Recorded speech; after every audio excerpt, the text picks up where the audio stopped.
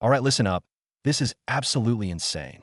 Imagine you're just chilling on the subway, reading your favorite apocalypse web novel, and then BAM, the world of that novel becomes your reality, right there in your train car.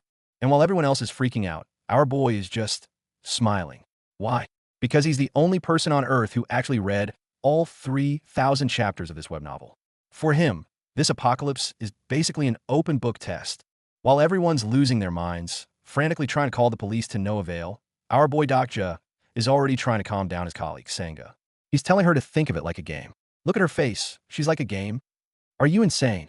Little does she know, he's dead serious, cause he's the only one with a strategy guide. And speaking of games, every game needs a host.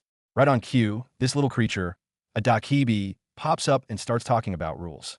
And just to prove this isn't some joke, we get a horrifying glimpse into the next subway car, which is literally a slaughterhouse. Yeah, the stakes are real, and the penalty for losing is death. It's all hitting him now. The blood-soaked office workers, the old lady praying, people desperately trying to break down the doors. Dokja recognizes every single detail. This is exactly, scene for scene, how the web novel he'd been reading for 10 years began. The denial is gone. This is happening. And just as he's processing this, BM, the first official scenario drops. A holographic screen appears for everyone to see. Main scenario number 1. Prove your value. The objective? Kill one or more living organisms. Penalty for failure. Death. This is basically forcing them to turn on each other. And while everyone panics, this woman steps up, trying to take charge of the chaos. Wait a minute, who's this guy? Stepping up and declaring a national emergency. This dude introduces himself as Lieutenant Hein Seong Lee. He even flashes his military ID to prove it, instantly commanding the room. Okay, this guy looks legit. He's got that reliable, follow me to safety vibe. And to back him up, people's phones start buzzing with a level 1 national emergency alert. The panic dials up to 11 as they realize they can't reach any authorities. But our boy Dokja, he's just watching all this unfold, thinking to himself, you guys have no idea how to handle this, do you? And he's absolutely right. Then it hits him. Hein Seong Lee, he knows that name. The Steel Blade, Hein Seong Lee. He's not just some random soldier.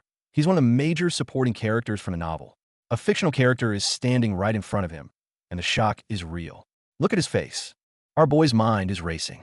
He's a walking encyclopedia of this world, and he knows for a fact that Hein Seong Lee wasn't supposed to show up this early in the story. The plot is already deviating from the original. What's going on? Is his presence as the sole reader already changing things? Meanwhile, the outside world is trying to make sense of the chaos. The Prime Minister is on TV, calling it a series of terrorist attacks. Dokja remembers this part from the novel, but hearing it live is just surreal. But wait, why the Prime Minister? Where's the President? Oh, apparently, he's already been taken out. The situation is escalating fast. And just as the news tries to report on the so-called terrorism, the broadcast cuts out. The feed is hijacked by the Dakibi, who appears on every screen, laughing. It makes it crystal clear. This is not a joke like terrorism. It's a game, and humanity are the players. The Dakibi seems bored with everyone's confusion. I guess you still don't get it, do you? It scoffs, then gets a wicked idea. Fine. According to my research, people from this country are good at games. So let's make this more interesting. And with a snap of its fingers, it decides to raise the difficulty. The scenario timer, which had plenty of time left, suddenly starts plummeting. The remaining time is slashed down to just 10 minutes. The pressure is on, and everyone starts to freak out as they watch the seconds tick away. But that's not all. The Dakibi adds a little extra penalty. If the first kill doesn't happen within the next 5 minutes, everyone in the cabin will be terminated. That's it. The choice is simple and brutal. Kill or be killed. There's no way out. Okay, so things are unfolding almost exactly as Dokja remembers from the novel, despite Hein Seong's early appearance. He knows what's coming next. A desperate, bloody struggle for survival. He feels a weird sense of unease, though. Something isn't quite right, but he can't put his finger on it. And right on schedule, the chaos begins. Screams erupt from the next car over. Someone's been murdered. The survivors behind them are banging on the door, trying to escape, but an invisible wall blocks their path. It's official. Each cabin is now its own isolated death arena. The Dakibi is live-streaming this whole ordeal, acting like some twisted game show host. It notes that some cabins are getting interesting while others are lagging behind. So, to get the ball rolling, it decides to show everyone what happens when you fail to complete the scenario in time. The live feed suddenly cuts to a girl's high school. One moment, it's a normal classroom scene. The next, alarms are blaring, and chaos erupts. The students are screaming in terror as their world is violently torn apart. The system announces it's proceeding with checkout. And what that means is absolutely horrifying. One by one, the students' heads just explode. Splat. It's a brutal, bloody massacre broadcast live to every survivor's phone, sending a very clear and terrifying message. The carnage continues. In the midst of the horror, students are turning on each other, desperately trying to survive. But it's no use. The scene is just pure, unfiltered despair and violence. This isn't a game, it's a slaughter. Finally, the broadcast announces the result in a cold, robotic voice. The survivor of that channel is a single student, Jai-Hai Lee. We see her silhouette, standing alone in the empty, blood-stained classroom. A solitary survivor in a world gone mad. With the demonstration over, the Dakibi returns, grinning maliciously. What do you think? Fun, right? That horrifying display was all it took to shatter everyone's remaining composure. The entire subway car erupts into pure chaos and terror. Under the crushing threat of imminent death, people are losing it. Even the usually composed Sangha is terrified, clinging to Dakja for safety. Everyone understands the grim reality now. If they don't act, they're next on the chopping block. But something still feels off to our boy. This isn't exactly how he remembers it. He pulls out his phone to check the original text of the novel, his ultimate cheat sheet, only to find it's gone. The website is down, the story wiped from the internet. His one and only advantage just vanished. Just as panic starts to set in, he remembers. The author sent him a gift when the novel finished. A text file containing the entire story. He frantically searches his phone, and there it is. The ultimate guide to survival, delivered right to him. This is a game changer. The second he opens that file ding, system messages pop up. He's received an exclusive attribute and unlocked a skill slot. Just like in the novel, every survivor gets a special trait. He starts wondering, what kind of attribute would an omniscient reader get? He immediately tries to check his new stats by thinking attributes window, but gets an error message. It won't open. Oh well, he thinks, I'll just read the file first. He needs to figure out exactly where the story went off the rails. And the moment he starts reading, his attribute activates. His reading speed becomes superhuman. He finishes the entire opening chapter in less than a minute. Bingo! That's his power. A wave of calm washes over him. Look at that expression. He's not just a reader anymore. He's a player, and he's determined to survive, no matter what it takes. After speed reading the text, he finally understands. The reason things felt different, the reason the plot was skewed, it's because he's in the wrong place. The novel's prologue, the place where the real protagonist starts, was in the car behind him. Cabin 3807. Sangha, seeing the horror on his face, asks if they should try to stop them. But Dakja knows it's already too late. According to the story, only 2 people survive in that cabin. And one of them is that psycho-looking kid with the white hair, Kim Namwon. He knows exactly who survives in that other car. And he also knows a more terrifying fact. In the original story, everyone in his car, including himself and Sangha, dies. The script has already been written. Knowing that everyone around him is destined to die, he can't just stand by and watch it happen. He refuses to let the story play out as written. As one of the men makes a move, Dakja grabs him, intervening for the first time. Over in the next car, Namwon is already on a rampage, threatening the man Dakja is holding back.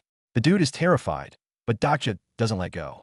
Instead, he points towards something in the distance, trying to make everyone see the bigger picture. He shouts that the army isn't coming to save them.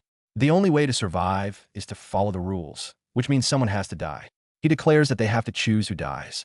Everyone is stunned.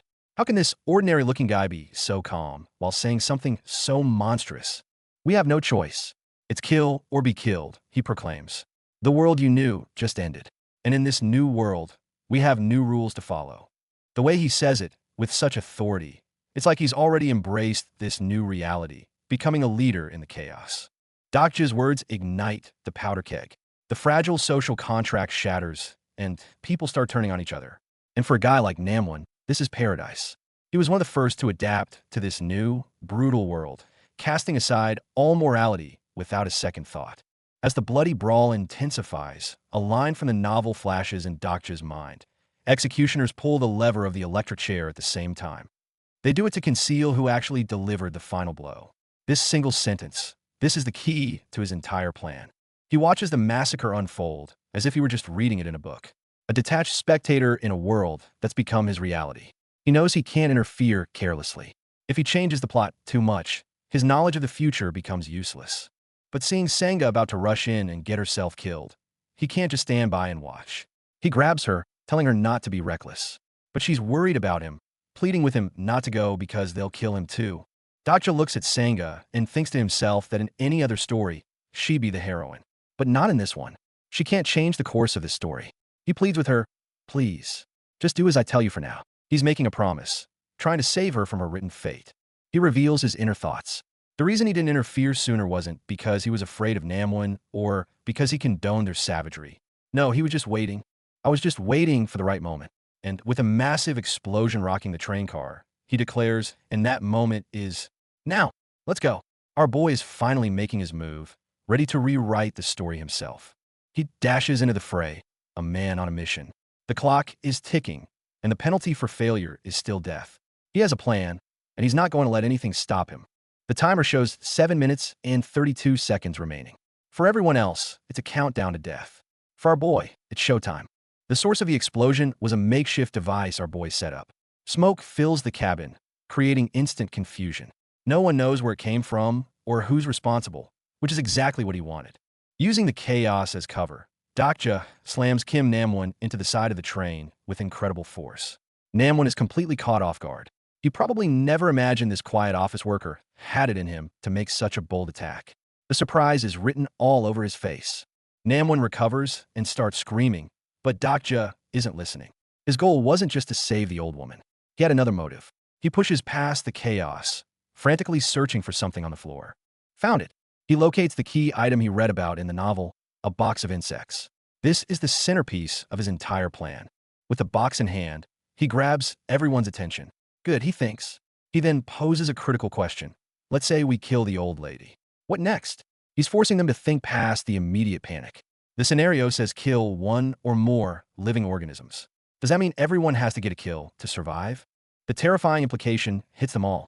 If what the Dakibi said is true, they might all have to kill someone each. That means only half of them can survive. Kim Namwon, of course, is loving this. This is the kind of chaos he lives for. Our boy looks at Namwon and smiles. Yes, I knew you would say that. Then he drops the bombshell. Have you forgotten? The scenario didn't say we have to kill a human being. He opens the box, revealing the insects inside. It said we have to kill one or more living organisms. The ultimate loophole. This brilliant move completely flips the script. The madness that drove them to violence is now directed at him. But strangely, in this incredibly dangerous moment, Dakja feels his heart beating with joy. He starts to question himself. Was I always this kind of person? No time for an identity crisis now. He crushes an insect in his hand, completing the scenario for himself. Then, in a masterstroke of chaos and opportunity, he throws the rest of the insects into the air for everyone else to fight over. It's survival of the fastest. Absolute pandemonium breaks out. Everyone scrambles, fights, and claws their way through the crowd, desperate to catch one of the life-saving insects.